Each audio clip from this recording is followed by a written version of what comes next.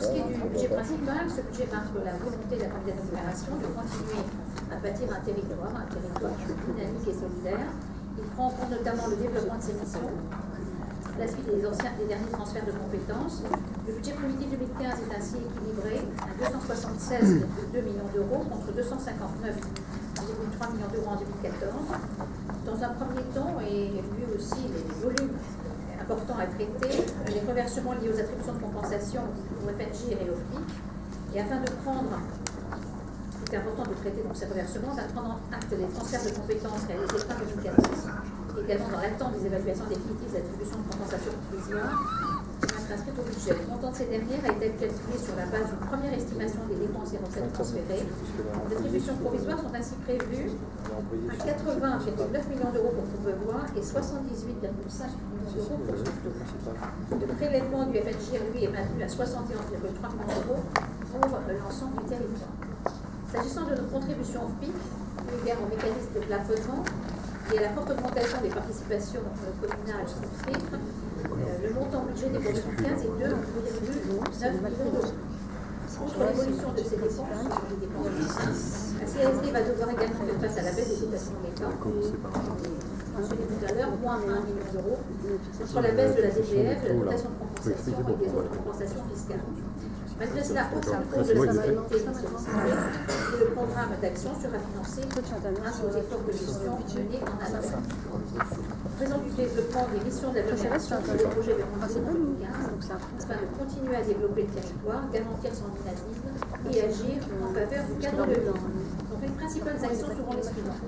Soutien au logement des personnes défavorisées via la participation à l'OPA énergétique mis en place par la ville de Muto, donc 350 000 euros. Le versement de subventions d'équipement pour la réhabilitation du foyer des Ticoquets pour 100 000 euros. La résidence Coalia sur Courbevoie, 300 000 euros. Celle pour le foyer Richard Wallace sur Puteaux, 150 000 euros. Et par ailleurs, l'intercommunalité va organiser sur 2015 la première édition des Journées de l'habitat de 20 000 euros. Développement des actions de sécurité et de prévention de la délinquance en réalisant des travaux de vidéoprotection avec le centre de supervision urbain du commissariat de défense, travaux estimés à 524 000 euros, et en finissant l'organisation de formations au BSR et aussi des actions publiques permettant d'acquérir les bons réflexes de sécurité. Développement également d'une stratégie de développement économique ambitieuse et innovante via la réalisation d'un diagnostic du tissu économique permettant de déterminer une stratégie des actions pertinentes et adaptées, l'installation également des espaces de coworking, l'animation du réseau local, le développement de l'attractivité touristique. Cette action passera également par le plan au niveau de la défense, la poursuite des études urbaines pour 168 000 euros, en mettant en place les préconisations du PAV et en confortant notre soutien à des facteurs. Avec le maintien de la subvention à un niveau très élevé, 7,8 millions d'euros budgétés, plus 492 000 euros de report, soit une subvention totale à refinancer sur 2015 de 8,3 millions d'euros, ce qui représente une certaine augmentation, 5% d'augmentation. Amélioration du cadre de vie et de l'accessibilité du territoire, avec la participation financière aux travaux effectués par les villes, pour l'instauration d'escalators, de passerelles, d'ascenseurs, aux approches des gares et aux centres de transport. 100 000 euros pour chaque ville. Et la prise en charge de la compétence éclairage public et signalisation tricolore, ce qui va permettre de poursuivre les programmes de réhabilitation des infrastructures entamés par les villes. Une enveloppe de 1,9 million d'euros est proposée à ce titre en investissement au budget 2015. Pour finir, la CSD travaillera au renforcement de l'approche environnementale, continuant les études à la mise en place du PCT, 85 000 euros, et d'autre part en poursuivant une politique en faveur du mode de transport propre via les subventions versées aux particuliers lors de l'achat vélo électrique ou via le schéma directeur vélo en cours d'élaboration avec des factos sur le quartier de la Défense. Voilà, Monsieur le Président. Très bien, je vous remercie, Madame la Présidente. Y a-t-il des interventions sur le budget? Il n'y en a pas, donc. Si. Il y en a ou il n'y en a pas? Oui. Monsieur Drebert. Je n'ai pas très bien compris. Madame Secaldi a d'abord commencé son intervention sur les taux, oui, fixation des taux. Allez, le vote en deux parties. Et ensuite, on votera le budget primitif. Bon, je vais faire une explication de vote sur le budget et ensuite sur les taux, si vous me permettez. Et puis on votera après. D'accord. Donc, sur le budget primitif, Dans le dossier que vous nous avez remis, vous introduisez la présentation du budget 2015 par la volonté affirmée de bâtir un territoire dynamique et de développer les missions confiées à la communauté. Nous nous en félicitons, vous allez enfin commencer à remplir cette coquille vide avec la reprise de la collecte des ordures ménagères et l'éclairage public. C'est encore bien modeste au bout de 5 ans, mais ça va au moins dans le bon sens. Sur la présentation des dépenses, vous dites que les dépenses de fonctionnement ont dû être contraintes. On se demande bien pourquoi, puisque la fonction essentielle de la communauté est d'encaisser l'énorme manne de la fiscalité économique, de payer quelques charges et de redistribuer le solde aux communes pour donner l'ordre de grandeur. Sur 273 millions de recettes, taxes et dotations, vous reversez 74 millions aux différents fonds de péréquation, vous dépensez à peine 30 millions en dépenses en propre au sein de la communauté et vous reversez le solde en attribution de compensation aux 2 communes, soit 158 millions d'euros. Les dépenses en propre de la communauté représentent donc seulement 15% des recettes nettes, 85% retournent directement aux communes. Et encore sur ces dépenses pilotées en propre, il faut tempérer, ce sont en grande partie, Madame Secaldi-Reynaud vient d'en donner quelques-unes, en grande partie sont des allocations de subventions ou des contributions forfaitaires aux frais de fonctionnement des communes, par exemple le fonds de concours au fonctionnement des équipements. Sur le montant des ressources fiscales, vous alléguez une baisse de la dotation globale de 1 100 000 euros à 58,6 millions d'euros qui vous contraindrait à ajuster les prélèvements fiscaux. C'est mensonger puisque les produits fiscaux augmentent en dehors de votre action. Ensuite, le CVAE, dont vous ne décidez pas du taux, rapportera en 2015 plus de 94 millions d'euros, en augmentation de 5 millions d'euros. Et soit dit en passant, au seul bénéfice de Courbevoie, puisque la part de Puteaux va baisser de 600 000 euros.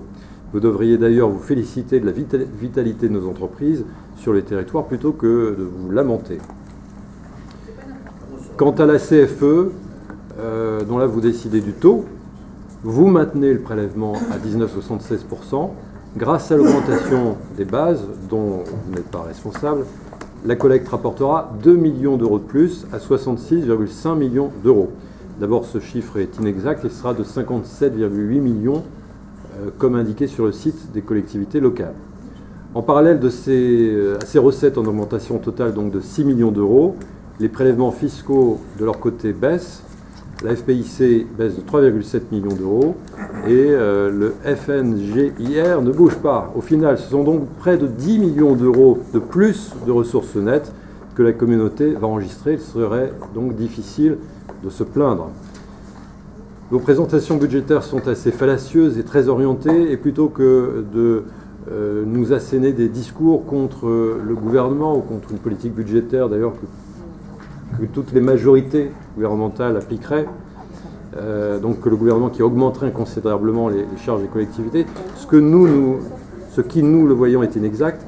Nous attendons de vous une politique ambitieuse pour notre territoire, un développement des compétences et des mutualisations pour réaliser de vraies économies dans le fonctionnement de nos communes. Malgré vos efforts, nous ne les voyons pas. Cette communauté doit cesser d'être seulement le réceptacle à encaisser la fiscalité des entreprises et des foyers et servir de prétexte au versement d'indemnités à quelques élus.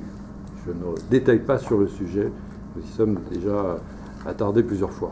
Donc nous voterons contre évidemment ce budget, on verra après, première explication de vote. Et sur les taux, nous voterons contre aussi, même s'ils ne bougent pas, parce qu'en réalité, ils ont été augmentés les années précédentes. Nous avions voté contre cette augmentation et donc nous assumons ce vote contre à nouveau cette année. Et je voudrais ajouter sur une présentation qui est parfois faite ou un commentaire qui est parfois apporté sur l'augmentation ou la non-augmentation des impôts. Quand vous nous affirmez que les impôts n'augmentent pas en maintenant les taux, eh bien c'est un mensonge. Si vous maintenez les taux, ce sont les taux qui n'augmentent pas. Mais les impôts, eux, payés par les familles et les entreprises, augmentent. Donc nous voterons contre également ces taux tels qu'ils sont et qui ne nous satisfont pas. Allez-y, madame. Ce qui m'étonne toujours, M. Prévert, c'est que effectivement, nous sommes responsables de nos budgets. Et donc je sais que vous souhaiteriez que nous soyons en difficulté. Vous rejoignez cela. Nous sommes responsables de nos budgets et nous faisons justement très attention à ne pas faire en sorte que nous soyons en déficit. Nous nous félicitons, contrairement à ce que vous dites, de la vitalité des entreprises et nous faisons tout pour cela. Alors, les taux, bien entendu, chacun doit prendre sa part de responsabilité au niveau des augmentations. Nous avons souhaité maintenir le taux, ça n'est jamais satisfaisant.